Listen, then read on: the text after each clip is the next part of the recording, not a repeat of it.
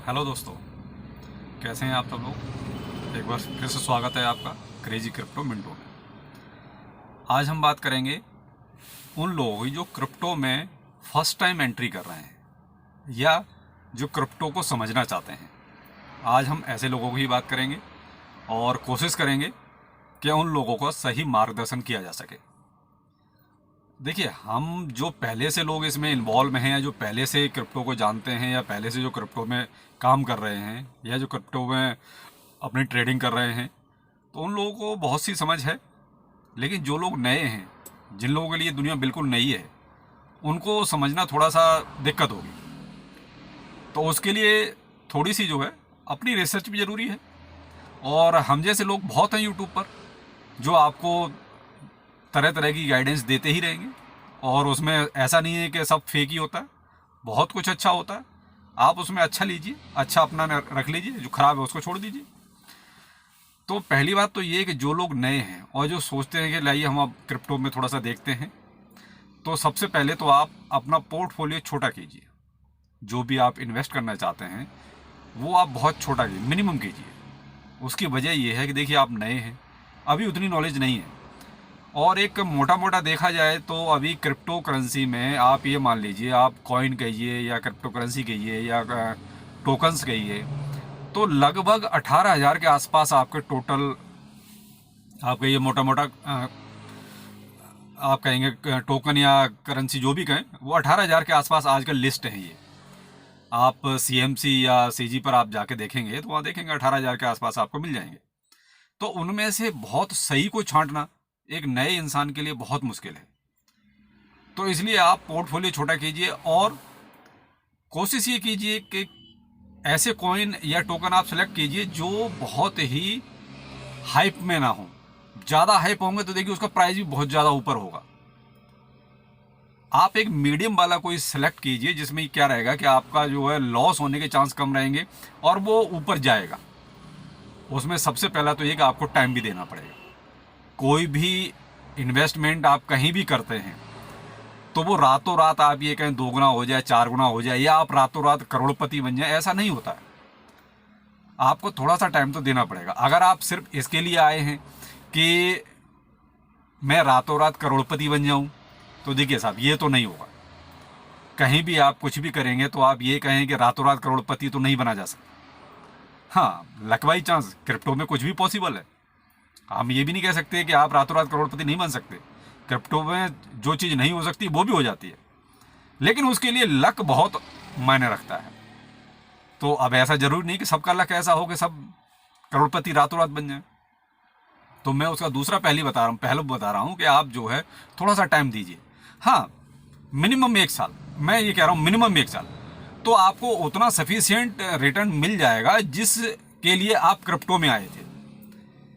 अगर आप इतना टाइम नहीं दे सकते तो फिर बेहतर है कि आप एक ट्रेडिंग करें। इसमें दूसरा ऑप्शन भी है ट्रेडिंग का, कि आप ठीक है अपना छोटा मोटा अमाउंट लगाइए, सुबह और शाम तक अगर आपको लॉस या प्रॉफिट जो भी है आप लीजिए और निकल जाइए।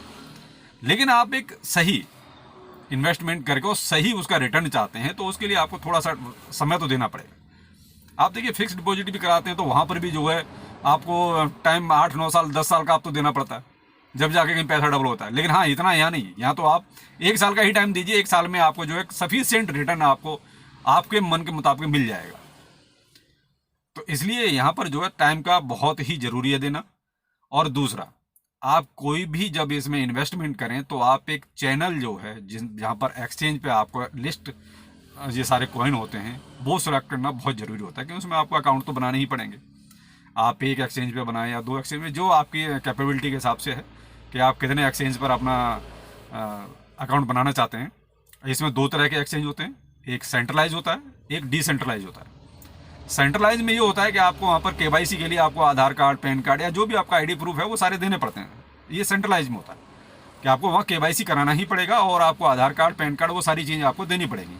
उसमें होता क्या है कि उसमें आपका सेंट्रलाइज में आपका जो भी जिस भी कंट्री की गवर्नमेंट है वो आपके डाटा को सारा ट्रैक कर सकते हैं कि आपने यहाँ पर कितना लेन देन किया है या जो भी लॉस प्रॉफिट आपका क्या हुआ है वो यहाँ पता चल जाता है। दूसरा है डिसेंट्रलाइज, उसमें आपको इस तरह का कोई भी KYC नहीं कराना पड़ता, वो आपका केवल अपना एक मोबाइल नंबर और email ID देना पड़ता है और बाकी आपको आधार कार्ड या पैन कार्ड ऐसा कुछ वहाँ डिसेंट्रलाइज एक्सचेंज में आपको नहीं देना पड़ता। तो वहाँ पर थोड़ा सा ट्रैक करना मुश्किल हो जाता है कि आपने क्या खोया और क्या पाया, आपने यहाँ पर कितना ट्रेड किया या कितना लॉस किया या कितना आपने यहाँ गेन किया, तो वो चीज़ यहाँ नहीं पता चलती है। अब वो डिपेंड आप पे करता है कि आप क्या करना चाहते हैं। लेकिन मैं यही कहूँगा कि जब आप फर्स्ट टाइम अगर क्रिप्टो में आ रहे हैं तो आप एक अपने लोकल कंट्री का जो भी एक्सचेंज हो, आप उसमें अकाउंट ज़्यादा बेहतर रहेगा बनाना, बजाय इसके कि डिसेंट्रलाइज में आप जो है तब बनाएं जब आप एक माहिर खिलाड़ी हो जाए। तो इसलिए बेहतर है कि आप पहले जो है एक अपने लोकल जो भी है आपका इंडिया का या इंडिया से बाहर के अगर आप हैं तो वहाँ का जो भी आपका एक्सचेंज है आप वहाँ पर अपना अकाउंट बनाएं। उसमें क्या है कि आपको थोड़ा सा आसानी रहेगी। तो इसमें करने के बाद जब आपका अकाउंट हो जाएगा तो आप जो है धीरे धीरे एक छोटा छोटा मिनिमम अमाउंट, आप एकदम से ऐसा नहीं कि आपका अगर पोर्टफोलियो आप 10,000 रुपये लगाना चाहते हैं तो एक साथ 10,000 रुपये नहीं।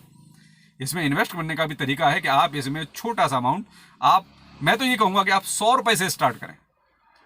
आप फर्स्ट 100 रुपये से स्टार्ट करें और 100 रुपये लगाएं, फिर आप देखेंगे मार्केट आपका जो है अब ऊपर जा रहा है तो बहुत अच्छा। अगर मान लो बाई चांस वो नीचे आया तो आप फिर से 100 रुपये का लें। यानी हर बार जब भी आपको परचेज करना है तो आप डिप में परचेज करें। जब भी वो डिप आए, अप में तो देखिए वो फिर मार्केट बढ़ता है, अप में तो ठीक है, अगर आप बुल रन है कोई तो ठीक है, आप खरीदते जाइए तो उसमें बढ़ता ही जाएगा।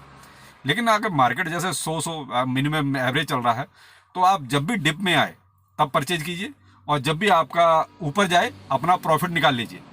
यहाँ प्रॉफिट मत छोड़िए आप किसी लालच में कि आप प्रॉफिट अभी बाद में निकालेंगे, नहीं, ऐसा नहीं होता। आपको जब भी लगे कि हाँ मेरा 100 का 200 हो गया है, आप अपना 100 रुपये निकाल लीजिए। तो कम से कम ये तो रहेगा कि आपका आपने जो आपने इन्वेस्ट किया था वो निकला है, अब आपका प्रॉफिट रह गया, ठीक है, अब उसे प्रॉफिट होगा तो और बाद में निकाल लेंगे। लेकिन जब भी प्रॉफिट हो आप अपना प्रॉफिट बुक करते रहिए। तो एक बिगिनर के लिए ये बहुत ज़रूरी है। और आपसे एक गुजारिश है कि चैनल को लाइक सब्सक्राइब जरूर कीजिए। और अगर आपका कोई डाउट है, किसी भी तरह का कोई डाउट है, तो आप मुझे कमेंट कीजिए, मैं आपके हर डाउट को क्लियर करने की कोशिश करूंगा। तो चैनल को सब्सक्राइब करना ना भूलें, जिससे कि आपके पास इंफॉर्मेशन वाले जो भी वीडियो हैं वो तुरंत पहुंचे। और आपका जो भी डाउट हो आप मुझे कमेंट कीजिए, मैं उसका जवाब दूंगा। धन्यवाद।